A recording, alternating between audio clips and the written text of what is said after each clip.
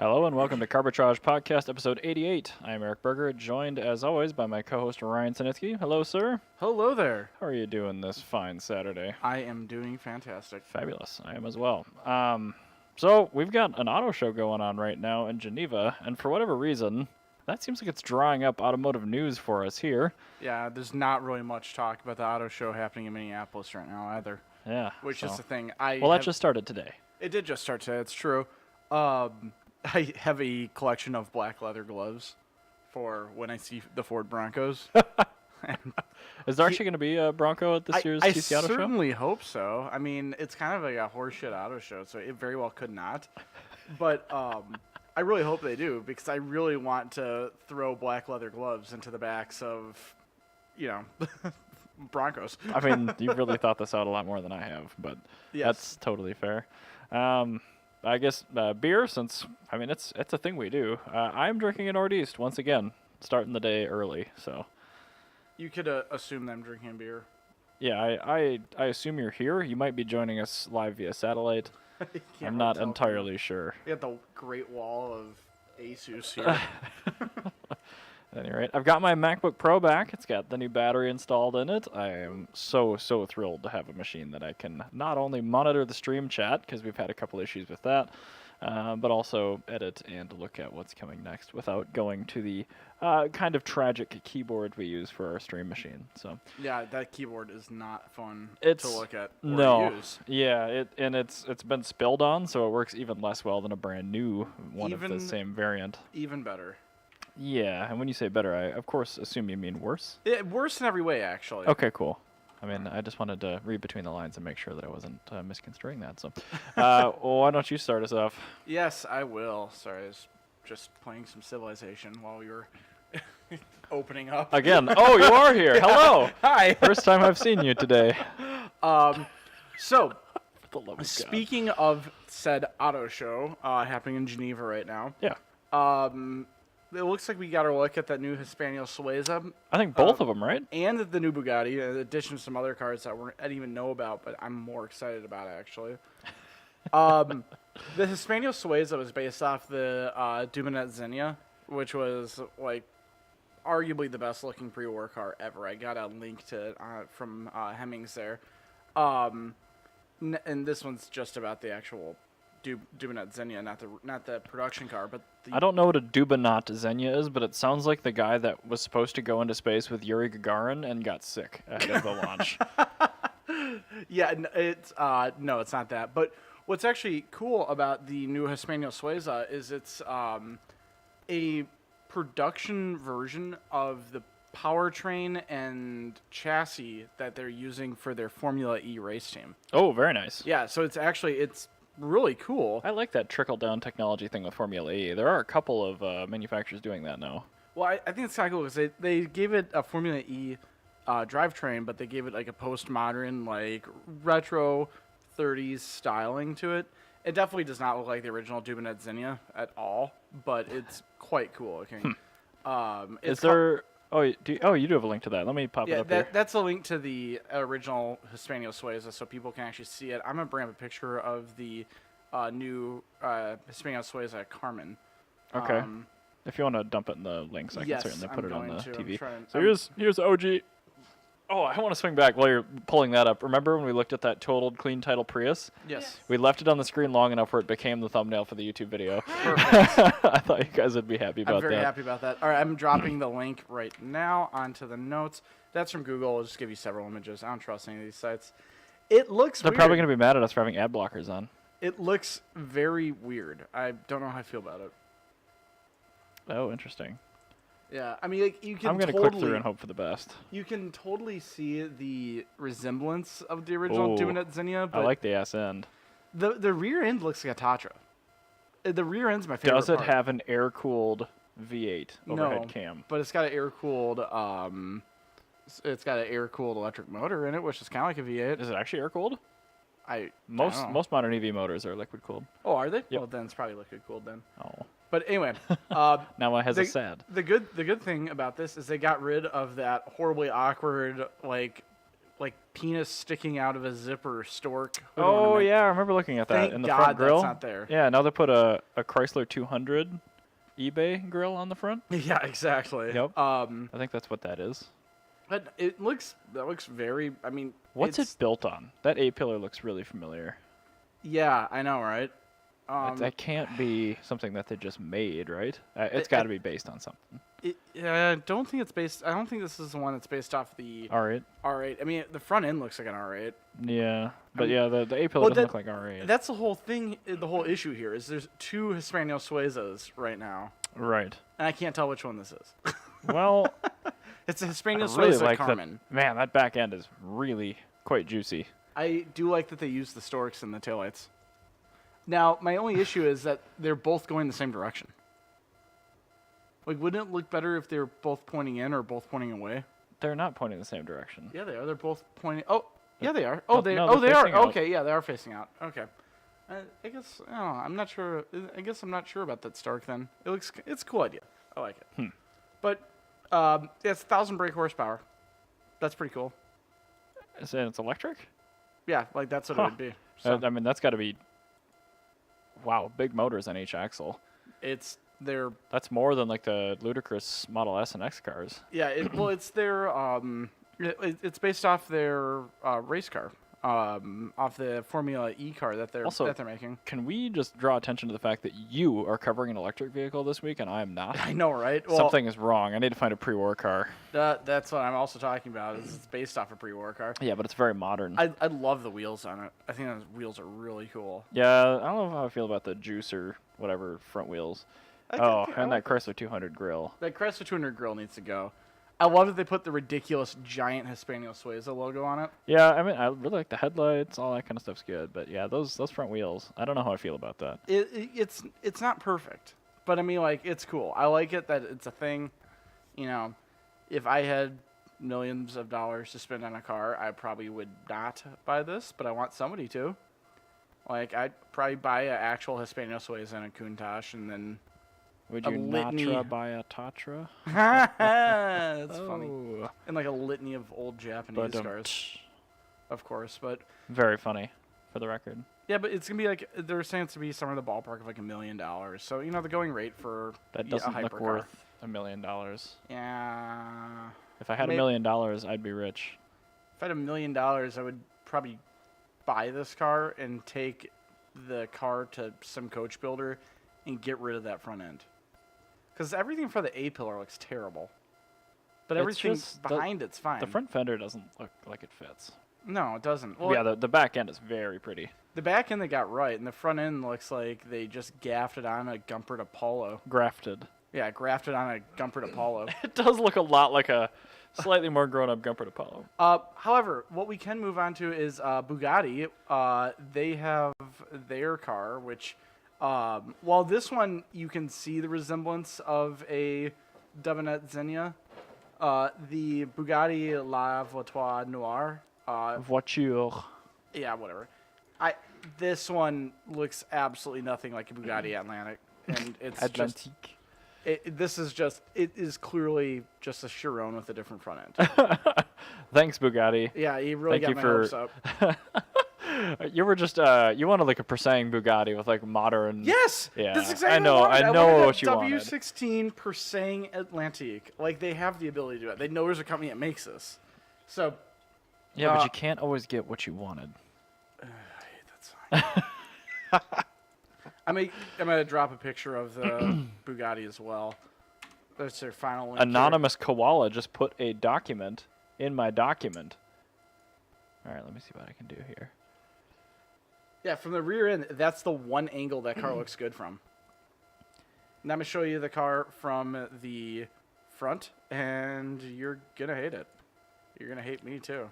This seems like a not great way to get stuff on the screen, but I guess it works. Well, I'm the one that's kind of Anonymous Koala, yes. There you go, CNET. And for the audio listeners of the podcast, we are showing random links of auto show concept cars that will never come to production. No, this one is a production car. Uh-huh. It looks like if Bugatti was told It's to make literally a Batmobile. called the Bugatti Black Car. Yeah, and it's named after the one missing Bugatti Atlantique, which was called the black car, because it was Jean Bugatti's Atlantique.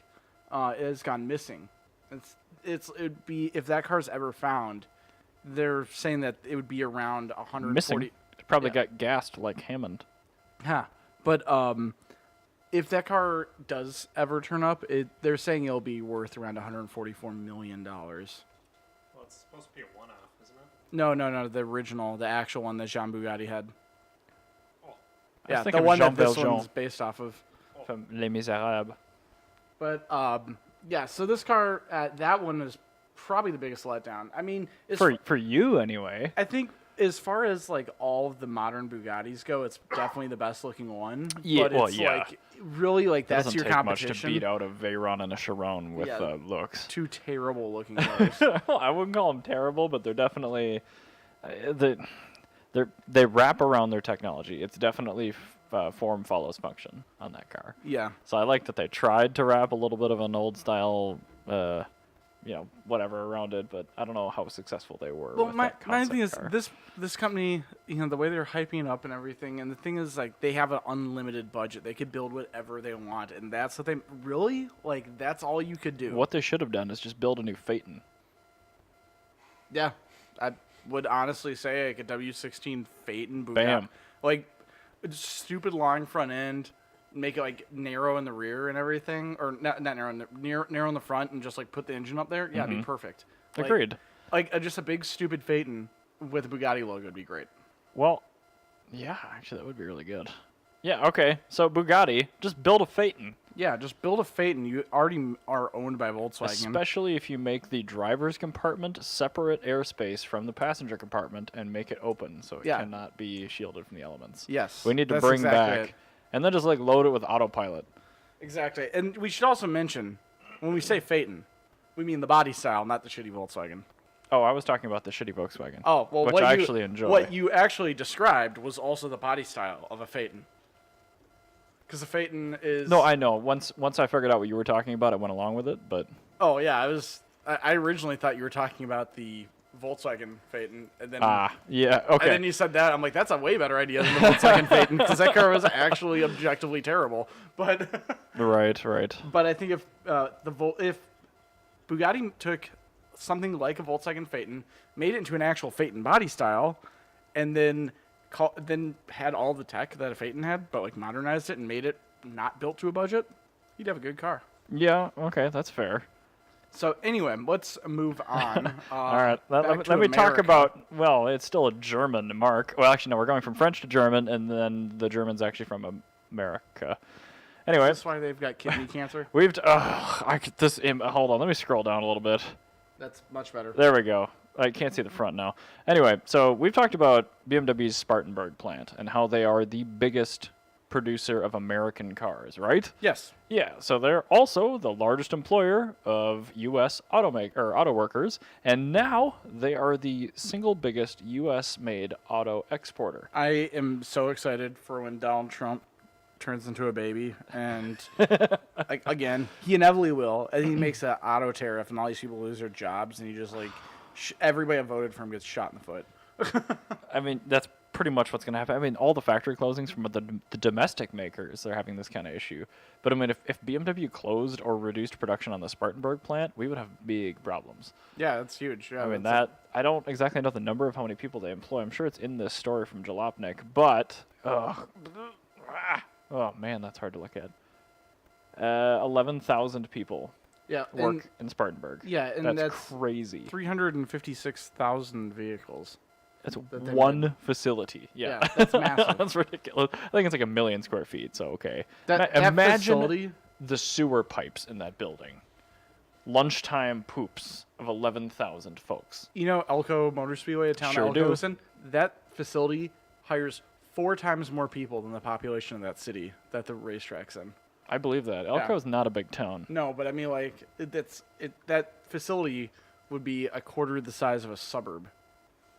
Like, a reasonable down size. there, yeah. Well, no, I mean, like, up here, like, something like Edina or, like, St. Louis Park are both around 40,000 people. So, like, True. yeah, that's a quarter of an entire city could just sustain themselves off that one. Yeah, that's huge. So I mean, I just thought that was really cool because like I mean, the American car makers actually make a lot of really good product these days, so it's not like as glaring as it was when they started the Spartanburg plant, and especially because BMW is making less and less good stuff every year, and eventually I just won't care anymore. But I have to mention it because it's a German automaker that makes the majority of their vehicles worldwide in the United States. They're the largest domestic employer of auto workers, and they're now the largest U.S. auto exporter. It boggles my mind every time I talk about it. Yeah, so. Well, that's the thing is, with BMW, they actually make something that the American public wants. Mm-hmm. Ford does not. Well, that's pretty much true because they took away like ST and RS. Yeah, it's just one of those things where it's like, BMW makes something that you aspire to get, even if you're not a car person. Like, I get that they don't have manual transmissions in almost anything. They still make anymore. the M2, M3, M4, You know, and they make the i-cars. You know what I mean, though. I do, But the vast majority of their cars that were manual that really made BMW something special no longer have that. Right.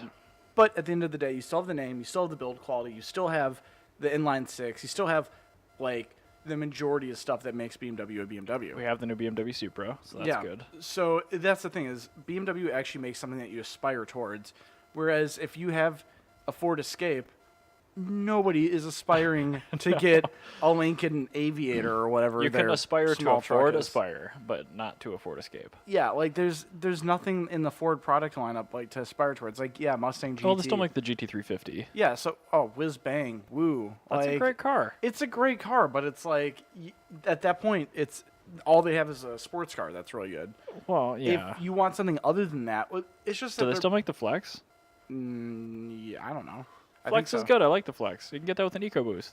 Weird flex. But I mean,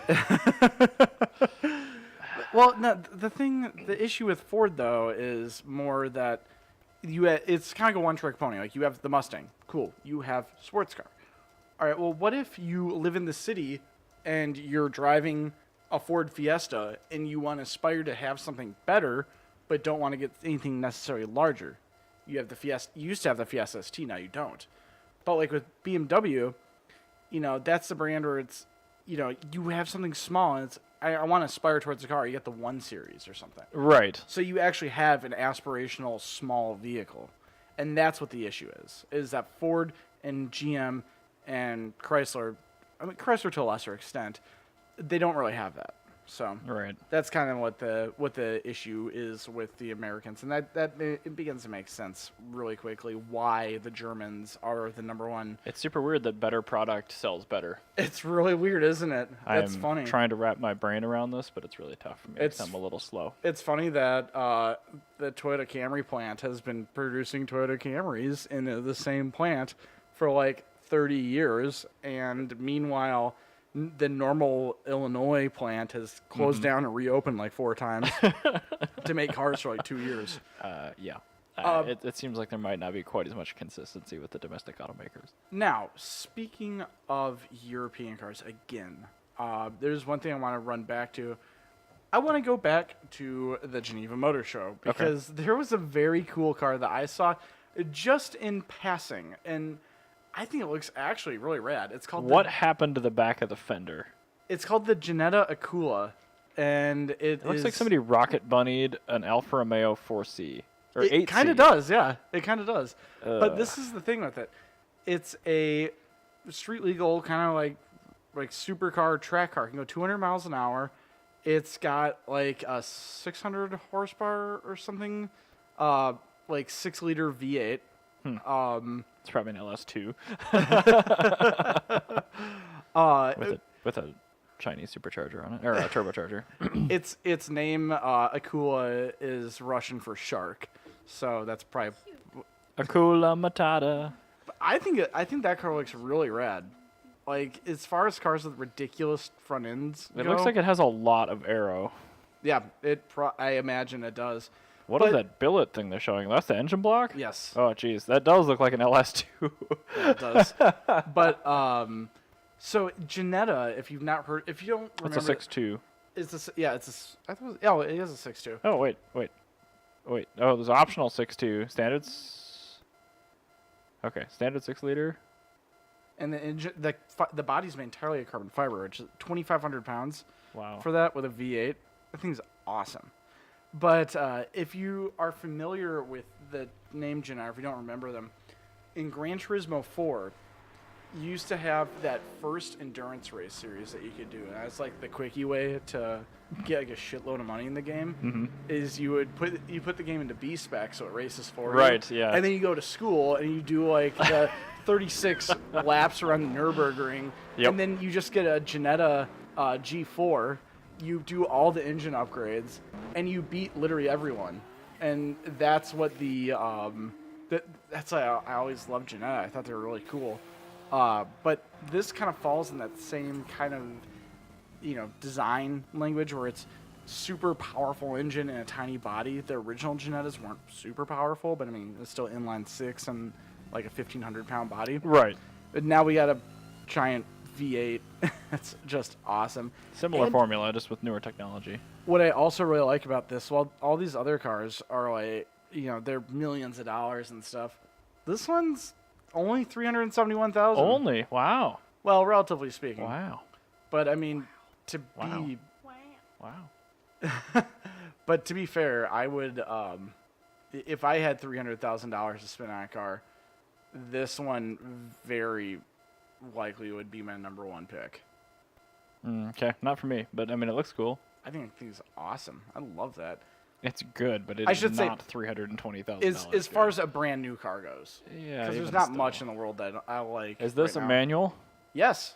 Okay, good. Then yeah, it's way up the list for me too. Then. Yeah, it's a very, very cool car. I'm actually. Did you hear that the it wasn't the new Koenigsegg because that's not a manual, but the new Pagani car Yeah. is gonna be manual. No shit. Yeah, That's actually really cool. that's Which pretty one? neat. I don't know, the replacement for the Wyra. Are they It- making electric cars now? Yeah, think- probably. I hope it's a manual electric Oh car. man, watching that Christian von Koenigsegg release for his new car that's named after his dad or whatever. Yeah, the they're now Charco using, or whatever? Yeah, now they're using basically a single clutch automated trans, but once you get it rolling, Mm-hmm. it doesn't use the clutch. It just uses synchros to shift gears. So it's like a motorcycle trans. So it's clutchless shifting. That's actually the kinda cool. racket that thing probably makes as you're banging through the gears must be ridiculous. That sounds fantastic. I also like cars that are ridiculous like that. I like Christian von Koenigsegg's style. Now, one more thing I wanted to bring up. While all these amazing cars are coming out, my second link here is from the drive. I'm really sorry. But, God. I know, it's awful. It's the only place I can find a picture of this because nobody cares about it, rightfully You only so. have one link. Oh, part 2. Yeah, There it part is. 2. I feel like this was added at some point during the episode. No, this is right before the episode. Oh, okay. So yeah, like Aston Martin, everybody's got the really cool cars, and like Ginetta has their like super cool car, and like Hispano Suiza came out of left field with a cool car, and Bugatti has a car that doesn't look terrible. Mitsubishi, meanwhile, High praise. yeah, I know, right? Bugatti's doing, something. Mitsubishi made a really, really shitty crossover. It just sucks. I'm looking at this. I just hate it. It's Mitsubishi. Is that in this link? Yes, it's at the very bottom. Just scroll down to the last car. It's like Mitsubishi was like, go back up. Oh, that's the one that had like the Toyo R888s in the snow. Yeah, that one. It's just Yeah. stupid. You keep talking. It's I like can find the Mitsubishi link. got caught with their pants down by Rivian, and they had to slap something together in like a day before the Geneva Auto Show. I would have thought that it was This is a what they rendering came up had I with. not actually seen It just there's like a totally improbable this scene, basically. this car was like a concept car from 2004. It really, really does. Actually, 2002 or 2003. Like yeah, like it Because back, the actual version that didn't look anything like the concept cars were coming to market in 2004. yeah, it's like well, this is like the ones that you'd see in like Gran Turismo 4, and you get really excited for the Evo 10. Or Trust like- me, this is worth waiting for that picture. It's on Jalopnik. I'm looking for it. But oh my god, I mean, I get it. It's got a 2.4 liter gas engine. It's hybrid. It's Sounds Wow. like an Eclipse cross. 435-mile range. Great. Oh my god. Does anyone care at all? No, Mitsubishi's like, stop sucking. I've looked at ads for mustard longer than I've looked at that vehicle. There it is. Look at the tires on this thing. Those are definitely Toyota They're R888s. seriously, they're like R888s, That looks and so it's sick. driving through snow. You know, That person's gonna crash on the way to the photo shoot. yeah, you're right. So, all right. That thing's just horrible. This is the thing with Mitsubishi right now, because I was thinking about this the other day in traffic. A third generation Eclipse drove past me, Okay. and it was lowered a little bit, had some like big fat meaty tires on it, and exhaust, had a V6. Is it I was gonna say the 3.8. Yeah, 3.8. It was kind of cool, like as far as third gens go. Like I'm like, yeah, it's all right. Cooler than Balto's car. Ew. Hey, come on, Balto's a great guy. I love that guy. I know. He's great. His car makes me sad. He really needs the EV swap. That would Once be that's cool, EV yeah. swapped, that will be the coolest fourth generation Eclipse in the world. Is that Now a 4th gen? his Eclipse is a fourth gen, yes. Now anyway, Oh, was- I keep forgetting about the 3rd gen with the dirty Vegas doors. yeah, it was one of those. It's the Dirty Vegas era. Oh, so those were yeah. 3.8s. Those were like 3.3s or something, weren't they? It was a 3.6, I think. But don't remember. I don't care. That V6 was terrible. It's the fact of the matter that it is about as cool as a third generation Eclipse can get.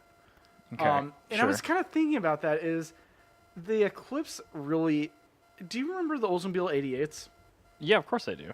Like when we were kids, they were front wheel drive and 3.8 liters and awful. Yeah. Yeah, those cars. We've talked W body plenty on this yeah, show. and then I showed you the Rocket 88, the Holiday Coupe. I love that I just see your hands emoting. Yeah, well, you saw the Holiday Coupe and how that car aged with the Greatest Generation. Yeah. So like when that car came out, like the Greatest Generation was like just getting to a point where they're like, buying their first nice car, and now and then it aged with them. So then it became kind of like a family like touring car, and then it became like a road trippy sort of thing. Right. And then it became a front wheel drive, like I'm driving to my funeral Just sort of car. Fit the needs of the yeah. You know, Gross. have you thought about that's kind of what the Eclipse is doing with Gen Xers? Oh, yeah, I guess you're right. Because the Eclipse started out being the rad car. Like in 1948, 1950, the coolest car you could get I don't was a think the Rocket Eclipse was 88. around in 1948, Now, Ryan. yeah, but in 1948, 1950, the Oldsmobile Rocket 88 was the coolest thing you could get. 1990, the Eclipse was about the coolest thing that you could get. Like as far as like a brand new car goes. Sure. I'm not the biggest Mitsubishi fan, but I'm just saying like that car is a very, very cool car. It's very highly regarded still, just as the Rocket 88 is. Then you had the second gen, still pretty cool. And the Oldsmobile 88, the second generation 88, still pretty cool. And even the third gen in the 88 was pretty cool. Mm-hmm. Third generation Eclipse was like, okay. And it was like kind of mid 60s that the Rocket 88 started going, okay, now you're just kind of getting really big. Mm-hmm. Then you had the fourth generation Eclipse. That's And the fourth generation Eclipse is maternity genes Eclipse. yeah, and that's like the Oldsmobile 88 in like the late 80s when it was a giant B body with a 305 and just yeah. not that. But you could spec it out to be cool. Like if you tried, you could make it kind of cool almost, and you could do the same thing with both the Eclipse and the 88. You could, if you tried that, you could get it really cool. Then the Eclipse Cross comes out, and the Rocket 88 also in about 1990, 1992-ish went front-wheel drive. And that was the death of the car, and that was the car aging right into the retirement home. You make, I swear, that these comparisons that you come up with, and nobody has ever drawn a parallel to or put to text or audio before. But I've never heard an Oldsmobile 88 compared to a Mitsubishi Eclipse before. and that didn't like occur to me until I was just like driving. Like one day I saw one, and I'm just like, God, those are just not. Those used to be cool. Most of these ideas come up after I'm like babbling nonsense, like just like being really tired and distracted, and just I say something that's totally not right, and then he's like, "Wait a second." Well, it's Some word inside of the babbling It's- nonsense triggers him like, it's sort of cathartic. It's like when like Buddhists have like a Pali chant that they repeat over and over again, and their mind just goes somewhere. Okay. That's kind of what happens. It's kind of like Jan's just sitting there doing this like Pali Buddhist chant about picking up a toddler or something. I'm just like, my mind starts going places. And then it's actually very creative. It's like one of my most creative times. It's like when you're in the shower, you just have time Fap? to think and just. Oh, yeah, thinking. Yeah. Sorry, definitely. It's thinking. So thank you, sweetie. It was after we went to the Piper Center that I saw that. So, but anyway, that's what I needed to talk about was Mitsubishi. Oof. I just wanted to talk about how terrible a choice those tires were. I just want to talk about everything at Mitsubishi. Like they're. All right, so to be fair, that was still within Carlos Ghosn Mitsubishi. I'm really hoping that Mitsubishi Nissan gets their shit together, and they just put their 2.4-liter four-cylinder into a Mirage. Oh yeah, That's a all you- 4G69 would be great in a Mirage. That's all you need. You don't need to do anything. That's a 4B12, I think, actually. The one in Balto's car? Oh, you're talking their new one. Their new. Oh new yeah, 2.4. I have no idea. I think it's a 4B12 or whatever. That but could be. Yeah. put that into a Mirage. You don't have to spend any money to make something. Now you have That thing would be so fast. It'd be like a Yaris GRMN. Exactly. You don't Yeah. need to do anything. You have everything it takes to make a very cool car. You could even make like They won't do it though, but because gas is too cheap. well, no, that's the thing is while gas is too cheap, Mitsubishi has no money. I know, but they're not gonna get more sales by making another fuel-efficient vehicle. It's not fuel efficient. That would be Yes, no, it is. That would be a I fast vehicle. guarantee that engine change would make it even more fuel efficient because Well, it would probably, be working less but hard than the that- three-cylinder. That's the thing is that you don't get it for that. I know, but people only look at that crap because people are morons. Well, it's not a car that you sell to people for that. Like you would market that the same Ryan, way. I understand, but Yeah, these but no, people. you would market that the same way as you'd market like a Civic Type R or something, or like a Fit Type R. Which those Another well, thing the that should first exist. one doesn't sell well. The second one doesn't exist. All right, a Fiat 500 a bar. Those also don't sell well That's because they fine. haven't revised the car in a decade. That's Poor fine. Fiat. Well, Mitsubishi, Talk about a car company being let down by itself. I really think that Mitsubishi should just go ahead and stick their largest four-cylinder into their smallest car. That is Ma- a method that everyone should use to try to keep internal combustion relevant for as long as possible. Yes, I think that's exactly what Mitsubishi should do. And Seriously, just make EVs for the low carbon credit or whatever, and then make just super powerful gas vehicles for the rest of your gas vehicles. Well, Why not? The thing is, all right, my logic behind this from Mitsubishi is Uh-huh. that they don't have money for marketing. They don't have money to design new chassis. What they can do is you can kill two birds with one stone, put the biggest engine to the smallest car, and let it market itself. Because while people won't sell. people will not buy it. You're right, but you know what that's gonna do is that's gonna get people to say Mitsubishi. Because you know what the Dodge Demon does Yeah. is it gets people to say Dodge. But it's also and- the best at something. That's true. But that's the thing is that they made it the first car to do a wheelie or something. Production Yeah, car. or first something that'll, production, like you know what I lift mean. tire. Yeah. Yeah. But it's the fact that you're doing something ridiculous, something that gets people's But name. that car got a ton of marketing. The Demon. The team. That's true. Which is weird because they made like 800 of them total. I- But yeah, I think they had, like, if they 1100 do or this hypothetical Mitsubishi Mirage with the four-cylinder, like do the Demon Crate thing with the Mirage, but like give you an autocross basket, Yeah. Like that'd be really like make cool. it a CCA sponsored thing or something. So like you make it for a race series that doesn't exist yet or something Yeah. like that. No, then that's- they'll sell. That's what I'm saying. It's like you can make this into a thing. And with Mitsubishi's like financial issues, I've been saying this since they've been having financial issues. that I've they- been saying it. Ain't I they been saying really, it, Miguel? I've been really- saying it. They should do it. And even if it doesn't sell well, That was an it's- Independence Day thing. yeah, that's true. But even if it doesn't sell well, it's still gonna be enough to get the name into people's mouths.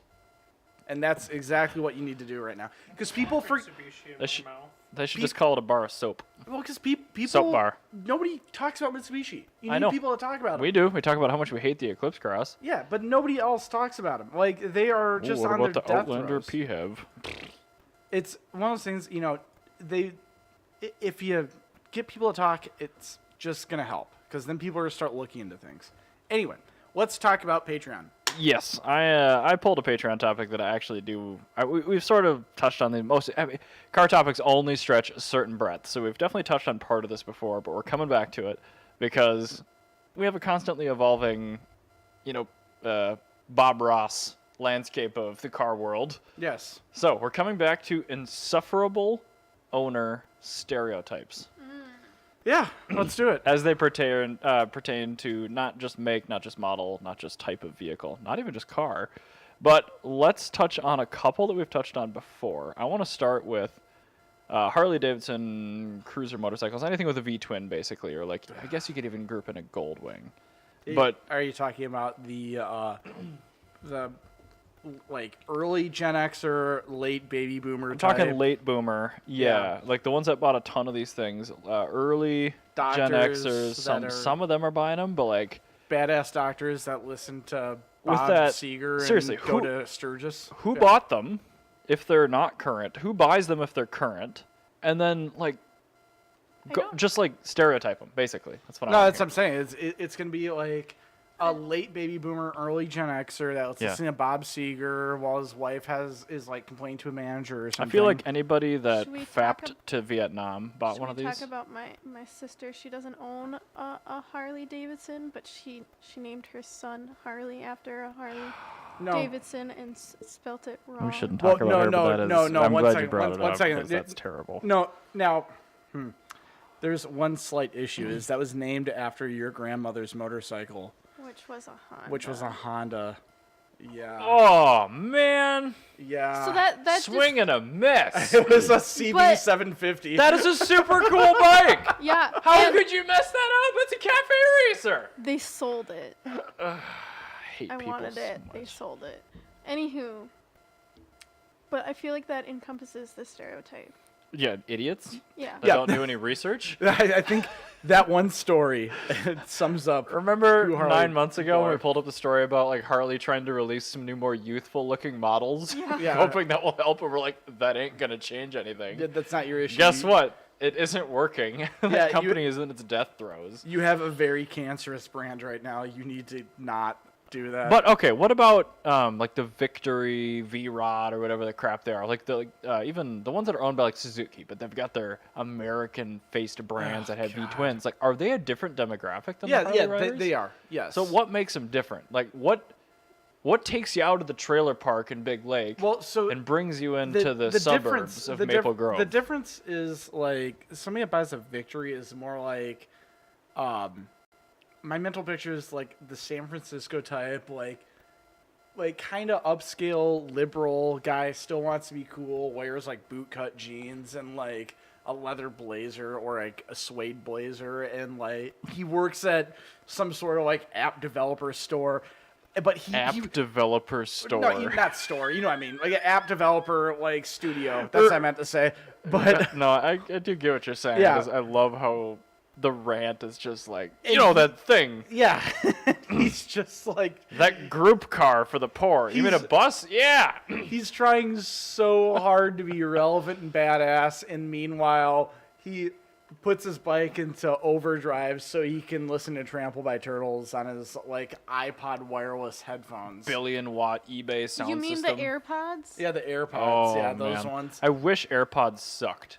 Then I would have like a right to hate them more. They look so stupid, and I judge people that use them, but they're actually really good. But that's what I it just is. want to flick them out of people's ears. It's the sort of person that listens to 89.3 The Current and pretends that they aren't a hipster. Like, that's who buys a Victory. And it's like... But why? Why do they do that? What's appealing about that image to them? Where Because- they buy the all right, sensible so, choice. So that's the thing, is they want to have a Harley Davidson, but they also want to not piss off everybody. Okay. So okay. They want the look of the Harley. Do you honestly drive a Harley? No.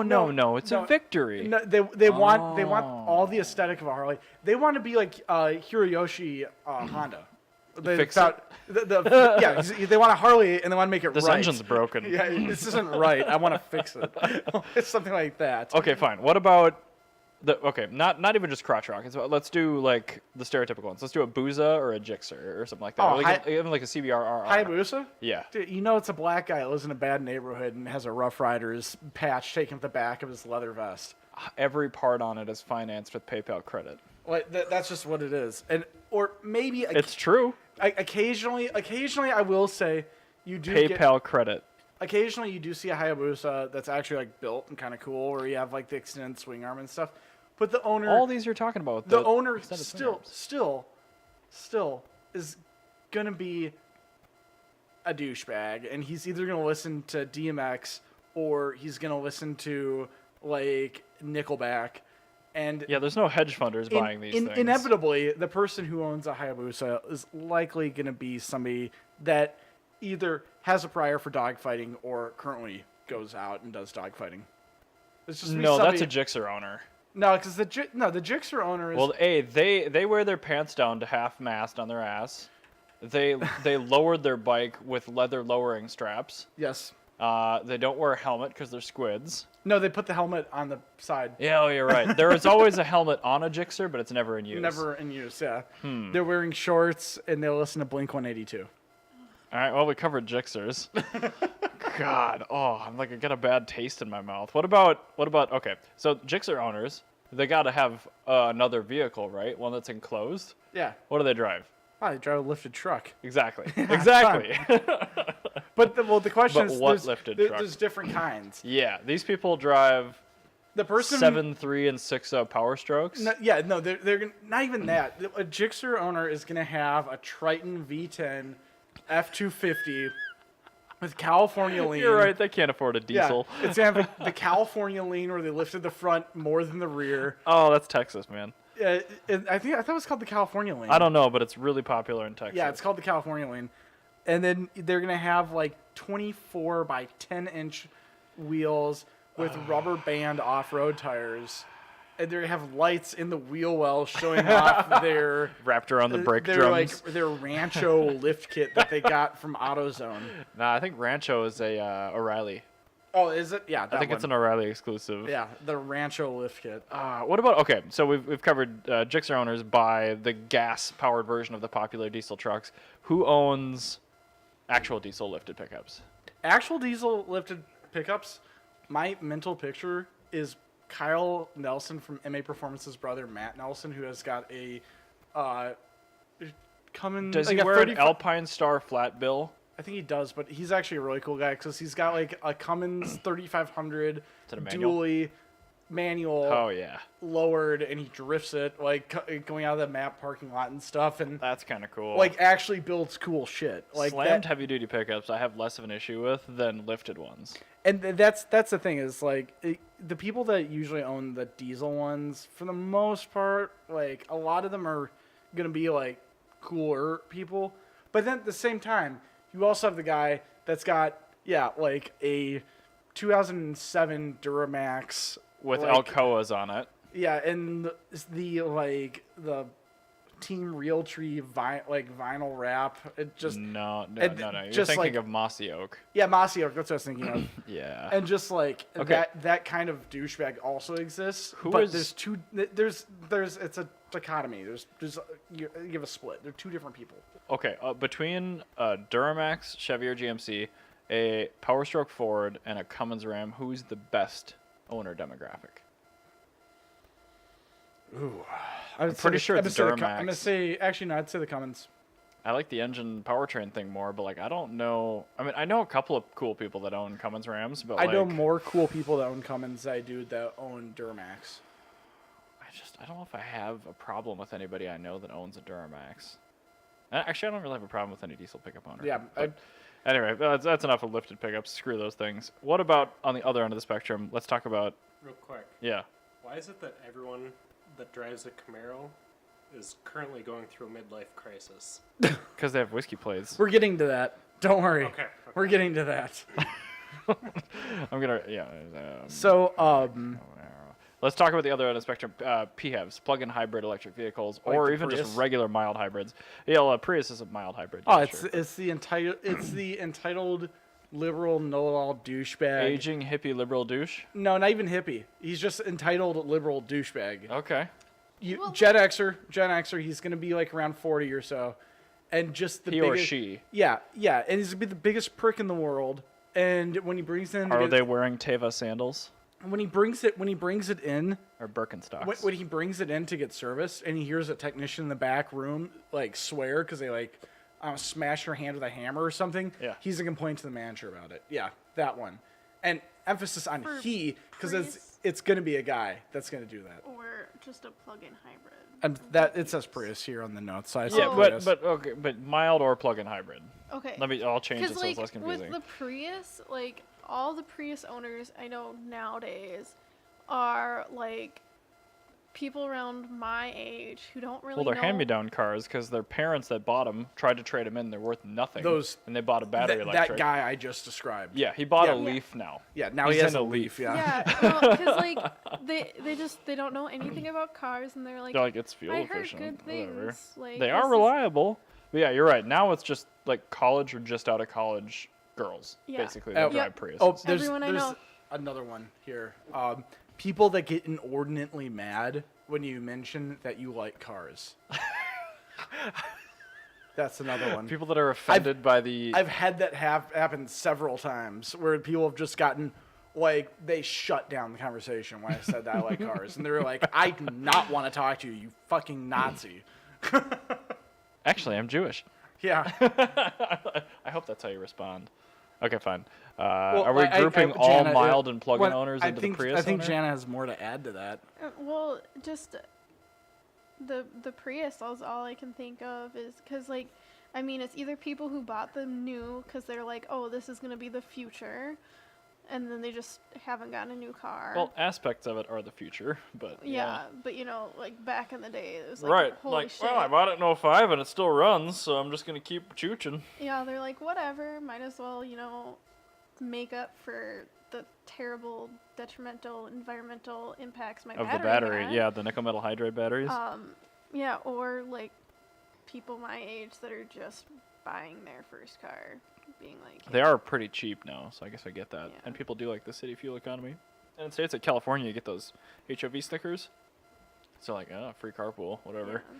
So I don't know how many of those people are just buying them because they are actually pretty economical daily drivers versus like how many people think they're saving the earth with them. Yeah. It's like the commercials back in the day for the Gen 2 Prius where it's like trees coming out of the tailpipe. I'm like, No. no. Now, there is one thing I do want to amend to that. Is Okay. that specifically the Toyota Prius C. Okay, that's a cool car That is a cool car. And because it drives that, really well. in my mind, one of the things I think of whenever I see a Toyota Prius C are actually like really cool, like actually people you want to talk to. The guy who bought my gray baby gas boomers. Fiat Yeah. bought it because he totaled out his Prius C. Yeah. Yeah. And like they're like actually really cool baby boomers that you really want to talk to who are like super interesting and they're like you can have a good conversation with them. Don't know if I've ever seen anyone over the age of 30 driving a Prius C. I've seen it's that's where I'm getting to the other one. The other one is just in the world that I live in, really, really, really obscure, hardcore JDM otakus who like buy In a them Prius C? because in Japan there's a Prius C one make race and everything, and they're actually totally reasonable like tuner car in like within the Japanese public. I believe you, but wow. Yeah, that's the other thing I think of when I think of a Prius C. So, but yeah, there's that. Okay. Are we going to group all mild hybrids and plug-in hybrids into that same owner category? No. No, because the mild hybrids are going to be more.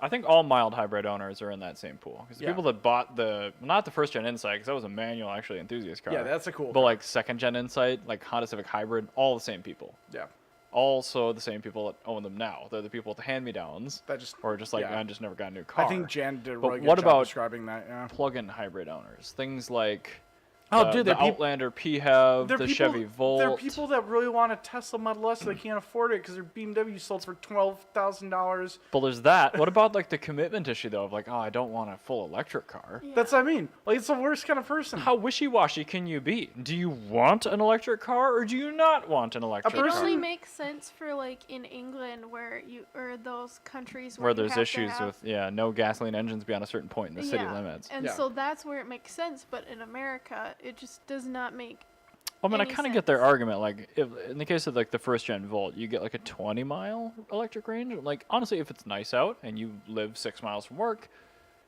you Yeah. really don't ever need to use the gas engine. But you also have the flexibility to take it on a Yeah, 300-mile that trip. makes sense, So I but- kind of get that. See, that's what makes sense about the plug-in, but you're nobody dragging uses around- it for that. You're dragging around 700 pounds extra crap, Yeah. getting way worse electric efficiency in the meantime. So like, just rent a car for the time you need to take a trip, and then have a much lighter vehicle with a higher range for for your daily commute. Yeah, so the my commitment issue. My whole thing with PHEV owners are people that cannot commit, people that really want an electric car, but they can't, they just can't, they don't have the means for it. Right. And it's entirely at fault for them because they're not creative enough to find something else that they can get. It's the sort of person that really wanted a set of Air Jordans, but instead bought the cheap Kmart knockoff of the Air Jordans. That's who it is. It's the people that want so hard to fit in and they can't. I have another one. Remember when the Razor scooters came out in 4th grade? Yeah, dude. Yes. The people that bought the knockoff ones. Yeah, the Walmart Razor scooter people. Yeah, yeah, those people. they're the Walmart Razor scooter people. Like, this one's just as good on paper. I'm like, On it's paper. not as good, though. And then you try to ollie it and the front wheel comes off. And then it collapses on itself. I do have to say, I got a quote-unquote knockoff. Like, I didn't have an original Razor scooter. Yeah. But mine was way better than the Razor scooter. You're paying Same. I had a No, not rollerblade one. brand one, a blade, and the mechanism on it for opening and closing it, it was incredible. It was just a spring-loaded, clamp thing. And Mine, it was you super couldn't- quick. Razors, you would, break off your fingertips and bleed all over, and it would be real wobbly. See, mine was built for durability, so it didn't have the foldy thing. Like you Yeah. could take off the piece, but it also had cute little green balls on the Oh, end. shit, we're plugging hybrid hunters, aren't we? We are. You guys are.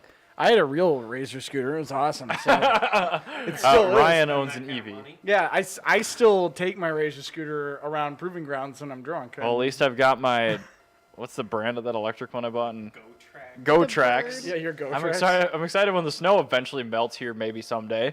Yeah. Now I have a real Razor scooter, and it's pink, and I put duct tape all over it. It's fun. Well, now real Razor scooters are like a nickel, so Yeah. it's great, or even free. Now, let's try this one. 'Kay. The Corvette. Oh, God. 60 plus. Well, I'll go 50 plus.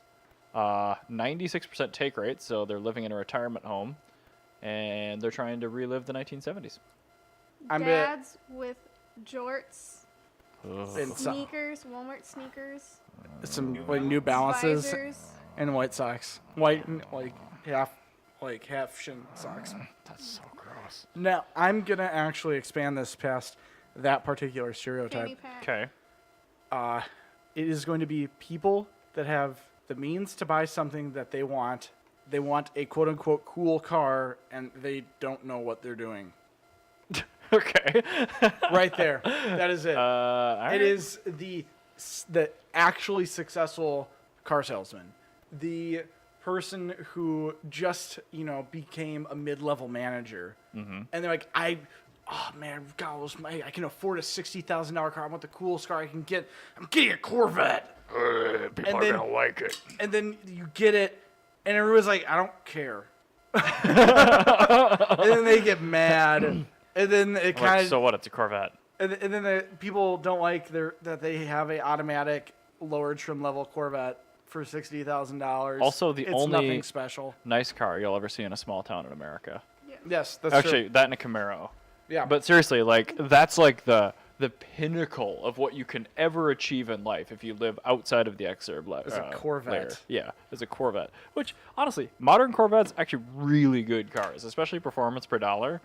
But you wouldn't want to every you generation, wouldn't want to drive it. every generation has been so much better than the generation before it. I know. And all you just know for a fact, you're gonna drop $60,000 on a stupid Corvette, and when you sell it in 5 years, it's gonna be worth $5,000. Exactly. Unless you buy a Because- manual, in which case it actually holds its value really, really well. And the only correct answer to buying a Corvette is the best Corvette is cheapest Corvette. My Corvette. Damn it. You just get the worst possible cheapest one. How many Corvette catalogs do you get in the mail when you own a Corvette? Oh my God. Ecklers and You get all of them. You my get every single Corvette is best Corvette because chrome taillight louvers. Big car, little car, big car, little car. Okay, shameless plug. If you guys have not gone to watch regular car reviews, Corvette, You're no longer video. allowed to watch this podcast. Go- No. go watch it and then come back and laugh with us because it is that good. That's a perfect example of a Corvette. owner. Actually, just go watch all of RCR's videos because they're all that good. Yeah. Okay, what about the car that you buy if you can't afford a Corvette in a small town? the Camaro or the Mustang, the same thing. Jana, what's yours for Mustangs and Camaros? Marines. Yeah, ooh, that's a Oh yeah. just you are Not in only the Marines, but the people that tell you about how involved they are with their military service. people. Just you are in the Marines. If you Also, the own only people car. that buy Nightshades, the product. Yep, those people. I should tell you about the guy that I work with. One of our artists has a lease special Camaro. Shocking. It is a manual. I'll give him that much. But Still Camaro. in his cubicle, he has posters of like the prairies out west, all over the place. He wears a cowboy hat, a long like trench coat. Oh, Like a he dusty so you're telling me color. he He's the ordered? person that goes to Micro Center. No. No, the aesthetic of the person. He's the person that got the. He was trying to get a high country Silverado, and he misspelled Silverado and wrote Camaro. That's what happened. He just thinks he's a cowboy. He wears the Yeehaw. boots and everything. I'm They should surprised just have a he's an Rough Rider expert. trim for Camaro. All right, there's 3 tiers of Mustang and Camaro owners. The 'Kay. first one are the people that buy them new. Usually, Rental fleets. they are people. Yeah, there's rental fleets, and then there are people that just want to make fun of Hondas because they don't know anything about cars. Then the people that bought those then give it away. At that point, it is now your midlife crisis car. Once it goes from the midlife crisis people, it then goes to the kids that are about 20 to 35 years old. So kids and adults.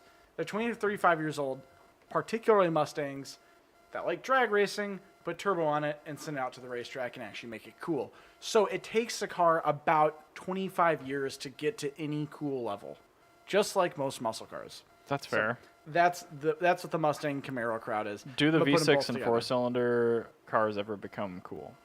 No, Okay. never. Okay. Maybe the 4-cylinder Camaro ends up at Radwood once in a while, and of course the EcoBoost Mustang is actually cool. So that's Right, different. and I think the 2.3 Actually, EcoBoost no, Mustang is pretty cool. The 4-cylinder Mustangs are cool because there's That's the one I tried to test drive one time and I got turned away. So I think you're right. I think they're cool. the EcoBoost is really cool. The SVO is really cool. The Camaro. All right, so the 4-cylinders are cool because the Camaro's so bad. I think it's good. actually yeah. It's so bad it's good.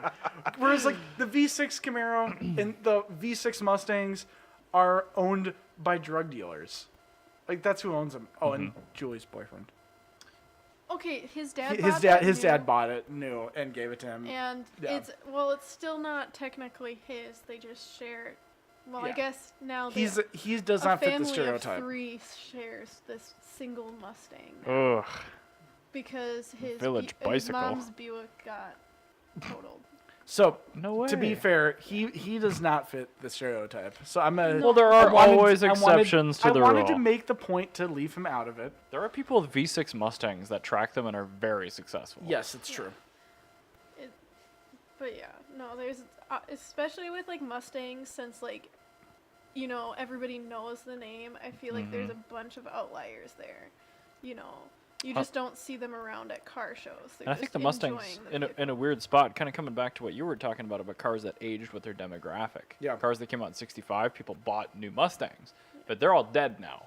Yeah. So now they've been revising the Mustang. Like the last, I think, 2 generations, maybe 3, have been sort of regressing Yeah. to like try to get back to what people are actually shopping for, not to just try to like cater to a softer, slower, squishier crowd. Well, I mean, yeah, I guess. But the thing is, like, the Mustang, it's kind of a weird thing, and I feel like to properly encompass it, we need to do an episode about the Mustang. I don't want to. No. Well, because there's like this whole thing where the car was really awesome, and then it got dicked by the Malays harder than any other car. Oh, the Mustang 2? Yeah, it went Blech. from being like the best one you could get with a single overhead cam. I think the big Corvette block got dicked V8. harder than the Mustang. No. You can get single overhead cam, big block V8 in the Mustang in like 1970. By 1974, you had a 4-cylinder in almost every single one of them, and maybe a V6 that made It wasn't like a good V6. 120 horsepower. I was going to say, I think 110, yeah, something like that. And then they made the Fox body, which is my favorite Mustang.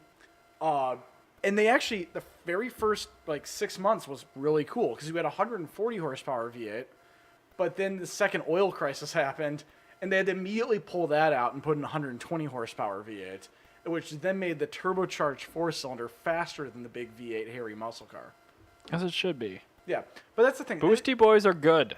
Yeah, but that's the thing is the Mustang. But the thing is, the Camaro always, or not the Camaro, the Corvette in like 1978, 79, 82, like the worst C3. eras. Oh, man. Those were always considered desirable for whatever reason. Dude, they made 150 horsepower. I know, but like at that era, people were like, "Dude, I want a Corvette." That thing couldn't it's even like- turn a tire. I know, but I mean, like that's the thing is the Corvette. The Corvette never lost its name. Let's like talk the about Mustang Vipers. did. Oh, the Viper. Yeah, let's talk about Vipers. Demographic. A 100% overlap with people that go see Seether live in concert. Yeah. No question. That's it. /thread. All right, I have no objection. That's just the best way to describe it. Like, you like a Viper, you listen to Seether. Like, your second favorite band is Nickelback. Boys and girls of Twitch, just Google SEETHER. There you go. God. All right, fine. Let's move on to. God. Tesla owners. Oh, man. All right, let me have it. Well, I don't think you fit the stereotype. No, I really don't. there's two.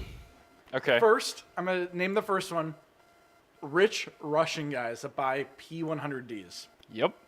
Pavel. YouTube them. that is what they are. Rich Russian people. Okay. Number two. Entitled, younger, successful people. They probably came from some form of money. Either they had it at birth or got it midway through their life. Eventually decided, I want the coolest car in the world. So they buy a Tesla. And they are absolute pricks about it, about everything, and they make sure everybody knows that they have a Tesla. These are all the people that previously owned BMW 5 Series and 7 Series. I and think that's Audi ambitious. These A8s. are no the people buying Teslas. This is their Or I should say the biggest purchase they've ever made besides maybe a house. So they treat them like gold. I shouldn't say A8s, A6.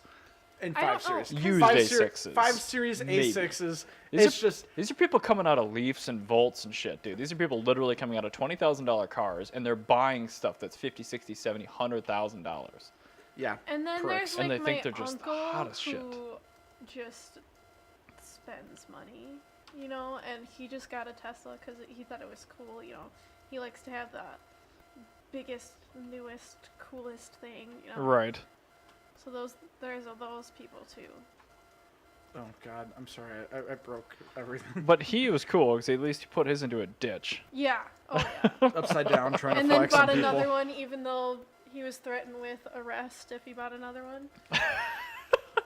Okay, that sounds more like the group that I would be in potentially. Yeah. But yeah, that's why I said that first one. The And then group you had the that bought second them one. knew, yeah, I think that you're right. There are two demographics, and they are those people. What about like a used Model X 75 owner?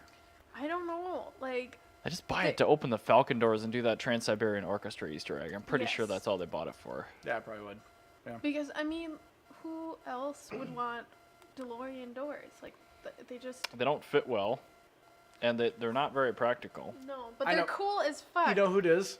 It Okay. is. These are people that they worked so hard in life because Yeah. they wanted to get like a Diablo or a Countach or something really. But they're like, driven by soccer moms. Objectively, 1 second. Objectively, super fucking rad cars. Like these are the kids that had the Countach poster above their bed, and every morning when they woke up, they said, "I'm gonna have you one day."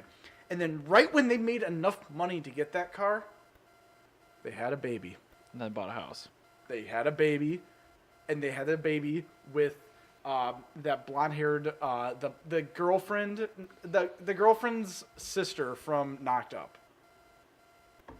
I haven't seen that movie since 2007. Yeah. But it's just like this really bitchy wife that you are now stuck Oh. with for the rest of your life, and you have to wait on her hand and foot for your entire life just to keep her happy. So that's the person that drives the Model X, the used one? Yes. Okay. It's the person. What about that Model wanted 3 people? Model 3? Mm-hmm. They've been dying to get a Tesla, but they couldn't afford it. Yep. But like, that's entirely true. But like, Yeah, but who are these people? Who are these people? The actress I was thinking of was Leslie Mann. She's that blonde-haired. She always plays a really pissed-off wife. She's married to Paul Rudd in the movie. Is she in Wedding Crashers? I think she is, yeah. Yeah, I think I know who you're talking about. Yeah. She's insane. She's also in Cockblockers and stuff. Yeah, she always plays, like, that's She the is wife. gorgeous, but yeah, that is the person you don't mess with in person. And it's one of those things where it's like, I got this banging hot, like, blonde wife, and then she's just an absolute maniac. Mm-hmm. Yeah, that's who she is. The person whose eyelids always stay above 80% open. Yep. Yeah. Exactly. Mm-hmm. The Model 3 person is finally the person that 30-something IT people. They Yes. really want a really cool car. They want an electric car, and they bought the right car. That's true. Yeah, That- if you bought that's who if they you are. waited for the Model 3 and you bought the Model 3, especially if you bought a base model, you're good. Yeah. You're the kind of person I talk to at the AV meet. Yeah, like those are. The reason I bought my Model S is because it has all the things from that Model 3, and it was way cheaper, and I could have it now. Yeah, it's the cool guy. Also, Like, found we tried the cowbell Easter egg. what's that? It plays the SNL More Cowbell track, and it turns the autopilot road and the gauge cluster a tie-dye yellow brick road. I love that. Corey didn't like it when I did it the 5th time in a row. The 5th time in a row. Yep. You mean the 20th? No, I only did it 5 times, but yep. So there you go. Now I I'm think trying. it just plays the YouTube clip because it's kind of like the whatever when they're talking. Yep. I got a fever, and the only cure is more cowbell. And then it's got the shitty cowbell. Now there's a Pretty couple good. of more. There's 2 more things I was thinking of that I want to. Do it. I'm We've gonna got do an et cetera in here too for People- this very reason. 15-year-old Camrys. So that would be 2000. It's the right car. Yeah, 2003, 2005, that era. There's a big difference in the 03 and the 05 That- Camry. that Actually, no, there the old Camry people. The guy. Okay. Not super old. I not, bought not this- so old it's cool. I bought but this just kinda old. laptop from a dude in an 03 Camry today. It wasn't listed properly, and I also didn't double check it, so screw that guy. I don't like those Camry owners. Which laptop? It was supposed to be a 13-inch 2018 MacBook Air, and it's a 2017 MacBook 12-inch Retina. So very, very similar computers with the exact same specifications, but I just didn't double check. I was gonna say, usually there are people that probably had something like an Audi A6 and it blew up, and their mechanic told them, "Get something reliable," and they got that, and the car usually smells like marijuana. I think it's people coming up from like Tercels, like 90s Tercels. That bought him new. No, the people that are driving literally the cheapest thing that they can find Well- that will be reliable. The thing is, the '90s Tercel is actually getting to be a cool car. Yeah, but they're all gone. See, like that's the wave, the wave of Tercels Oh, that's in okay. junkyards now. It's The- those people. The cheapest, most reliable means of transportation. Correct. Yeah. Something that will never get any maintenance done Yes, to it, except that- for that maybe is- oil change. That is exactly who owns it. These are the Camrys that have their headlights either replaced entirely with tape or partially held in with tape, or windows are taped. There's tape on the car. That's what I'm getting at. There's You- lots of tape on the car. At some point, you repaired something With tape. a product that you bought at Home Depot. That Hey, Whether it's I caulking in the feel glass, Like this extends to Toyota Sienna owners. it does yeah, absolutely. there is a First gen Siennas. When was the last time you saw a nice one of those? The flex there- pipe's always there's gone. a significant overlap They're like between those the two. wheel covers are gone in the front because the shocks are all gone and the wheels are bouncing up like this, just going down a flat road. Second gen Siennas aren't quite there yet, but they're getting there. Okay, so my favorite thing is when you see my Sienna, Yeah. you assume it's gonna have the. It's pretty clean. Yeah, it's pretty clean. I mean, there's some rust, and somebody took a baseball bat to the What's a baseball back?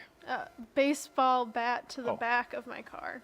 Oh, you're just saving time. Yeah. Oh, okay, Yeah, cool. I tend to skip words That's all the fine. time. You're like It's efficient. opposite of German. We're adding more words and then in the Yeah. wrong order. Yeah, so somebody took a baseball bat to the back corner of my car, 'Kay. and now that's rusting a little bit. Ugh. And the automatic door is broken, and the bumper's been replaced A couple times. a couple times.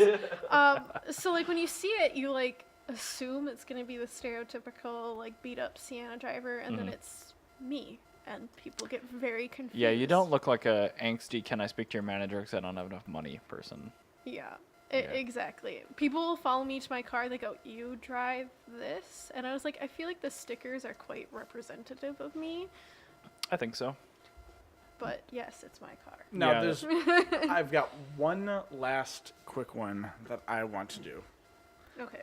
The FRS FT86 BRZ owners. Okay. I've got one I want to cover after this, but please do. What would you consider on that? Or 17-year-old suburbia teenagers that are getting their first car that they're not paying for. That's a real good But one. they're people that attend the Cars and Coffee shows. I was to say that it's definitely somebody that attends it. It's somebody that leaves the car mostly stock, maybe puts on a strut bar, Okay. and puts like decent tires. Specifically on buying the stock manual size one wheels. or the automatic one? Doesn't matter. Oh, Whatever. okay. All right. Because these are people that want a car that gives you very good performance, so they want to sacrifice almost nothing. They want a Miata with 4 seats. Yeah. That's who it is. I mean, and that's what that car is. but are And these, there's like- nothing wrong with that. Are they okay? But are they like early autocross dudes? I think, I don't know, because I only see them at car shows. And they're all parked together with their stock cars, with their Prius wheels. Well, Prius tires. Tires, I'm sorry. They're Prius tires and, like, Camry wheels. Well, like, remember when that car came out in like 2012 for the Yeah. pre-productions or whatever, and we saw all these reviews on Top Gear, and they're like, this thing is incredible. Yeah, it's a great car. Like, it is, but like, I do feel like the people that buy them for the wrong reason, and I think that they do these mods to them that make them. Make them worse. Yeah, they make them worse. Really, they modify the deliberate holding back out of the car. So they'll add like super grippy tires, which actually doesn't necessarily make that car better, or they'll lower it and put too much camber in it, like the Rocket Bunny wing. Yeah. Very rarely do you see them actually built for track use, which is a massive bummer. But yeah, that was the stereotype that I thought of with that car. Gianna, what do you think? Because there's But also do you think that they're like late teens, or do you think they're other age demographic? mid-20s, right out of college. Now I got a job. They What can car are actually we have talking about right now? Well, like the BRZ FRS. Yeah. Oh. The Toyota Oh BRZ my gosh. ATAZX. What was it? Oh. Toyota BRGT86Z. Yeah. that Oh, one. dude, they definitely own a vape. Well, the secondhand ones, absolutely, they're like 20-somethings. Because you But can to buy buy a the salvage new, one. oh, I don't know. They're people either phasing into or phasing out of their Subaru phase. Really? Do I you think think so. people that buy PRZs are actually Subaru people? A lot of them, yeah. Really? Okay. Yeah, I agree with the whole it's Miata with a back seat. It is. I mean, those are definitely cross-shopped cars. I think, I don't know if these are the people who are buying it, but the people that should buy it is somebody who wants like a nice sporty car but Yeah. has kids. Sure. That's another good one, actually. Yeah. I do see that a lot. Is like a lot of Or people planning in to the start a Two family. or fewer kids. Yeah. Yeah. It's like expecting parents or new parents. Yeah. Probably expecting, because Yeah. you're not going to get that past your wife if you've already got the kid. no, it's people that are about 35 to 40 Yeah. that are just having their kid and they still want to have a fun car. That's the new purchaser, for they sure. they had a S2000. And when those people have the third kid, They'll then they move get something to a else, and Toyota then the vape Sienna. bro buys no, the- that's when they buy the STI because they want or a WRX because they want an Evo 10. But a WRX it doesn't with exist 3 anymore. kids does not work. They jump to a Honda Odyssey or Toyota Sienna. I know this from No. experience. I don't think the majority of those people do No, that. no, they make the mistake and they buy a Tiguan. They go to a Durango or a Lambda. no, they No, a Tiguan. No, if they have a third kid. they make the mistake. They go to a Volkswagen Audi group. But a some Tiguan side doesn't of- hold any more children. It has a flatter seat and more space. You can't fit 3 car You seats. can fit 3 car in a seats car. in a Tiguan. You can fit 3 car No, you seats. I can't. know you can. You need to I have, have- 2 rows. I for- have. I Even if you literally physically have, can, I think it's illegal to Yeah. do that. You can only have. I have a car at work that's got 2 car seats and a booster Well, seat in don't the turn back. them in. That's probably not legal. In fact, I'm No. pretty sure it's not legal to Yeah. have 3 side by side in Minnesota. Well, one's a booster seat. That still counts. A Haya booster seat. Ha. Ha No, Extended swing arm. But yeah, because like all of my parents at my school, they have like a really nice car and they have 2 kids and they can like maintain like a Subaru, Yeah, but they're not as cool Whatever. as Dinks. Yeah. Dinks are the best. But no. they'd always Which go is the to a most brown offensive Honda sounding Odyssey. compliment in the entirety of What human is history. your you said you had one last one that you want to cover as far as stereotypes go. Yeah, What is it? 335 eyes. 335i owners. Yeah. The BMW guys. I guess Yup. the people that still have those. But not the people that bought them new. I'm talking the people that own current early 335i's. Specifically automatic ones, I guess, if you want to get into that.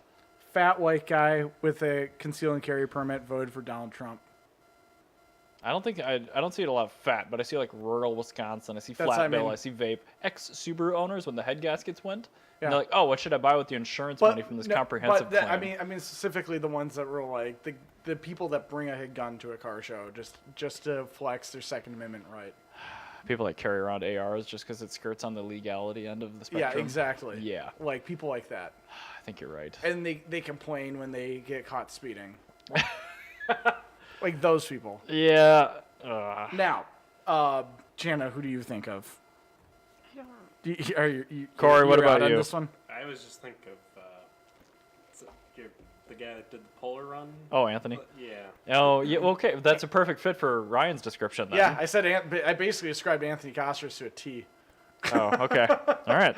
Well, there you Anyway. go. Even though that was a 6-speed 4-door, so that was actually one of the coolest versions of that car. But Now, it was an early used 335. This is episode 88. It is. And with episode 88, I believe it's time that we talk about one of Jana's favorite cars, The DeLorean. the DMC Delorean. Okay. Yes.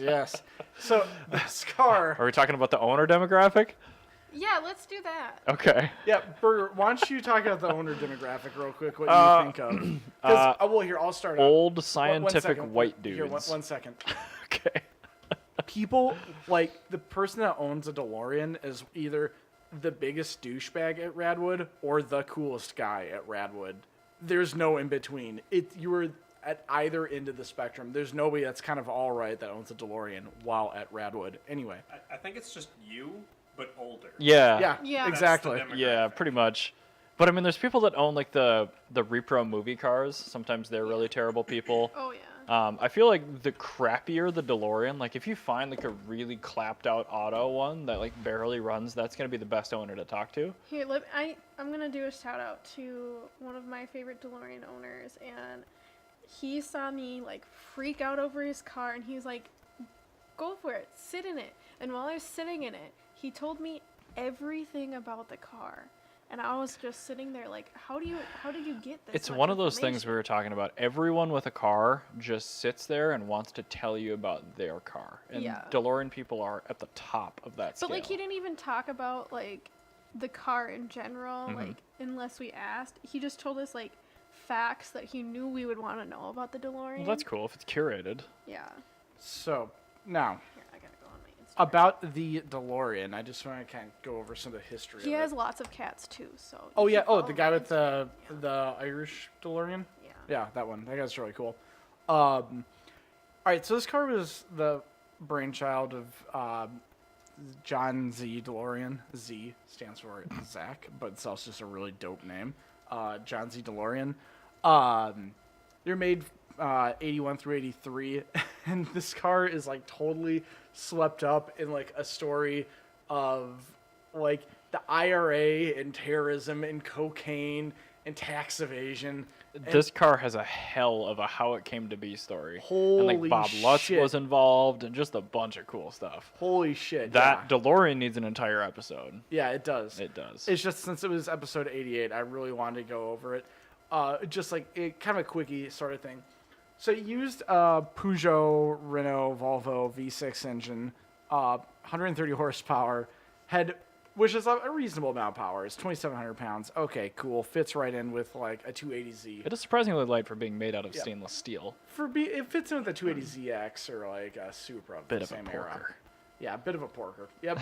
You either had a 5-speed manual or a 3-speed automatic. The 3-speed automatic is famous for either being above the power band or far below the power band of that Yeah, it's engine like buying at a all Z3 times. 1.9 with the 4-speed French auto. You just don't do it. Yeah, exactly.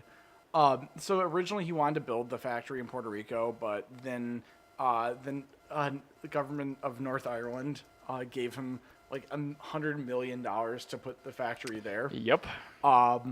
Then it turns out, I guess there's just like budget overruns like left and right, a bunch of engineering problems, strikes because England. And then what happened was some of the people that were in charge. Like some of the executives were actually like kidnapped by the IRA at one point. Oh, Yeah, and so he had to like. well, that pay sounds swell. He had to, like pay their ransom so they didn't get killed. And then What kind of car is this? yeah, exactly. Now this is the thing is that at basically the end of the whole DeLorean nightmare was John DeLorean was charged with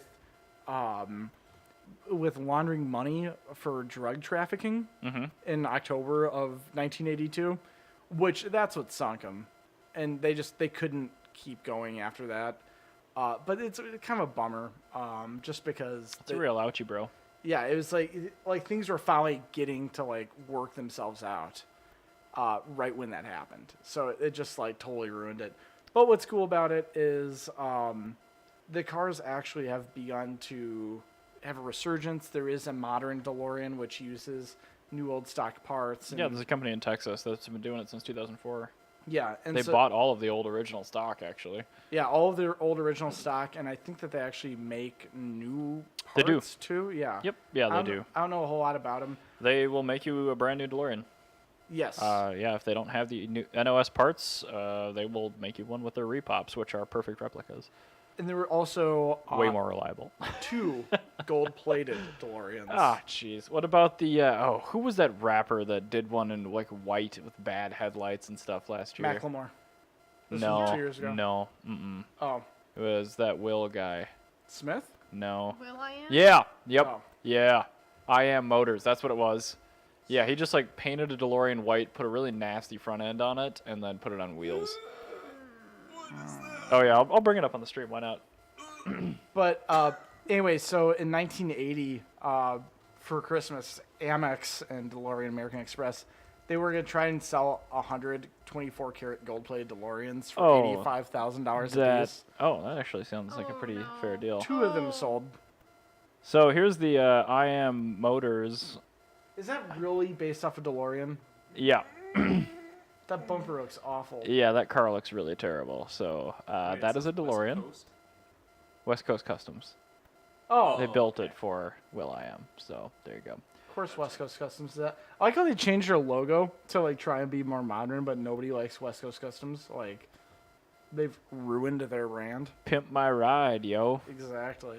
They gonna pimp my ride. Damn right. But yeah, so the DeLorean, with the exception of Will.i.am, actually is a very cool car. It's cool. It's not good, but it is cool. I never said good. I know. I was just making sure people I know never that you should said not that. buy one of these. No, you should. No, you shouldn't. It's not a good car. Unless you can buy one of the new ones that has the VQ in it. No, I mean, you can get them. I'd say at 81. The company that does them in Texas with the NOS parts offers a VQ option now. You could also get the PRV engine with the supercharger, which is very cool. Yeah, but that engine, it had issues NA. Also it used CIS on a French engine. Yeah, That is a bad idea. I don't know what you're talking about. It's a bad idea, Ryan. That's what I'm talking about. You should not have Bosch CIS on a French engine. Oh, we forgot to mention one thing. That's like a Fiat X19. It was actually This let car down was by its designed maintenance. by the most consistently good car designer Giugiaro? of all time. Yes. Giorgio Ah, I Giugiaro. didn't actually know that, and I guessed. There Yeah, you go. Yes. So this is made by the most consistently good car designer of all time ever. God, everything he made was great. Maybe not even just car designer. I think Giugiaro did a lot of really cool non-car stuff. Yeah, too. he made some of the coolest guns. The Beretta CX-4 Storm. I don't know anything about that, and I don't care to. It's a really cool assault rifle. I'll that take he your made. word for it. But yeah, so yeah, bunch of cool stuff. Made a bunch of cameras. Made the Nikon D800, like the Oh. quintessential DSLR. Do you know who was really good at designing crap like 60 years ago? Studebaker.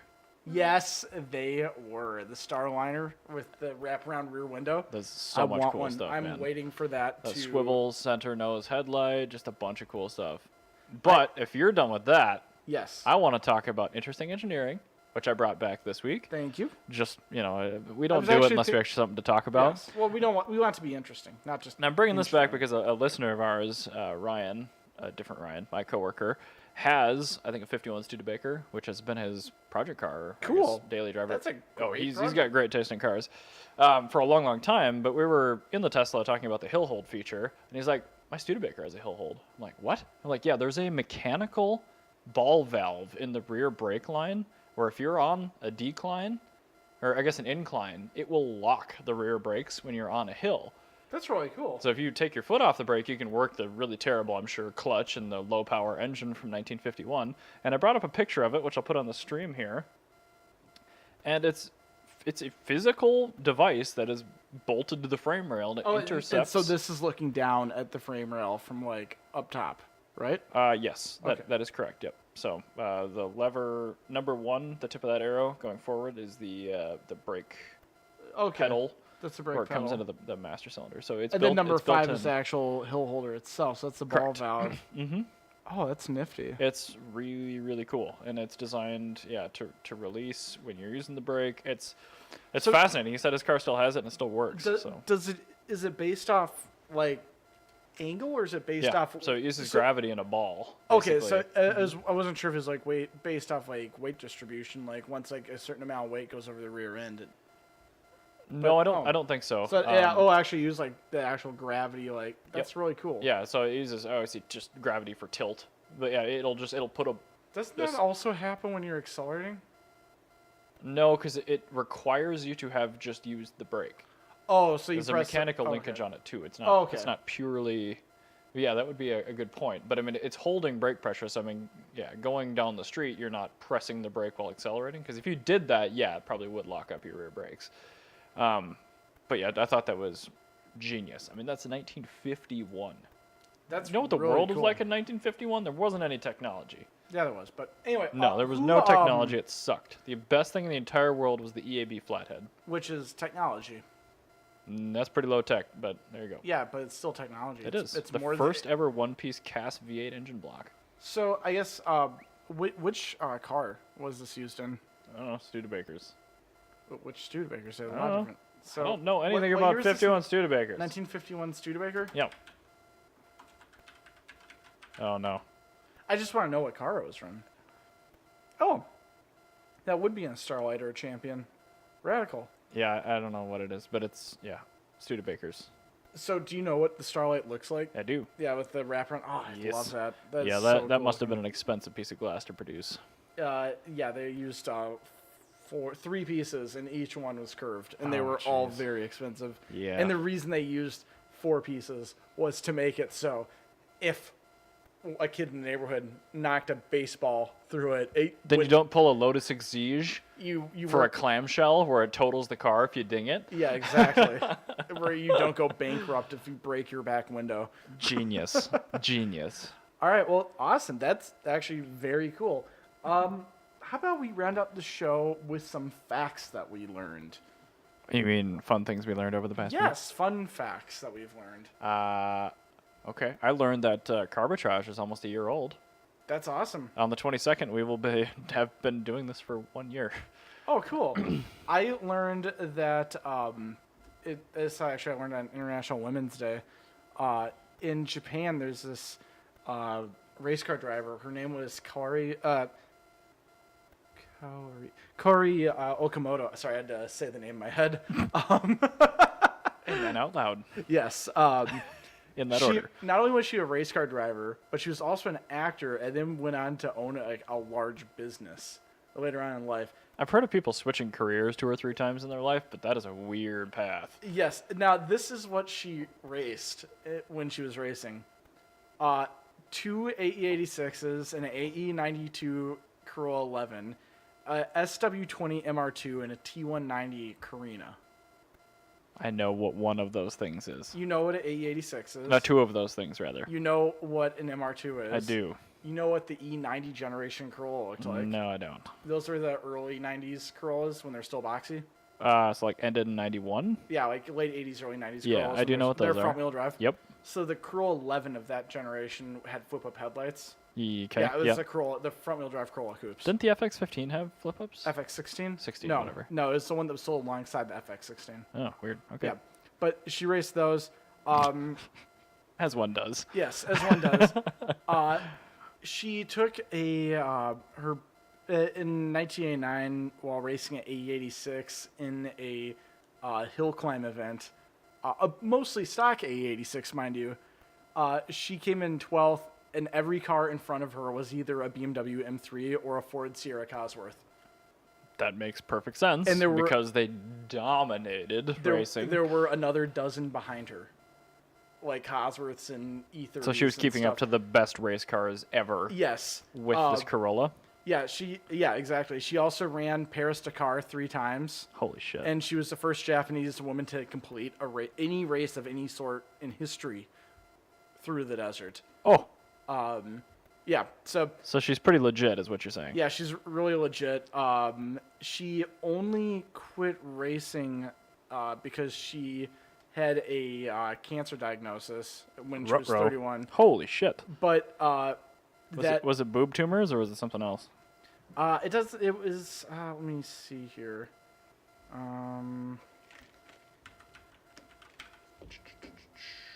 It doesn't say what cancer it was. Oh, dang. But it was originally she got it at 20. She had cancer at 24 when she was doing Paris-Dakar, and she completed it with cancer, Nice. which is awesome.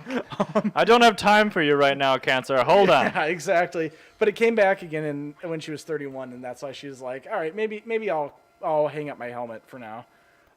Just until we figure out what's going on. Women are amazing. Yes. I mean, like, not that guys don't do this, but more often than not, you don't know that women have, like, these illnesses, and they're doing, like, these amazing things, and they go, oh, yeah. Well, it's because they're stopped smart enough of to this." go get them diagnosed, then they just deal with it while it's happening. We're True. just like, there's nothing wrong. I'm fine. Like, dude, you're bleeding out of your eyeballs. I'm like, yeah, it's probably normal. It'll go away. Yeah. So I don't need to That's a see a good point, doctor. too. So in the mid-90s, she launched an organic baked donut company in Japan. Was it called Krispy Kreme? No, Oh. but in Japan, it had they made about $1 million a year out of a single store before expanding. She eventually sold that, and now she's a yoga instructor. So I love this woman I'm so good. much. that was that article I sent you on Facebook. I'm like, this girl's like literally you, Jana.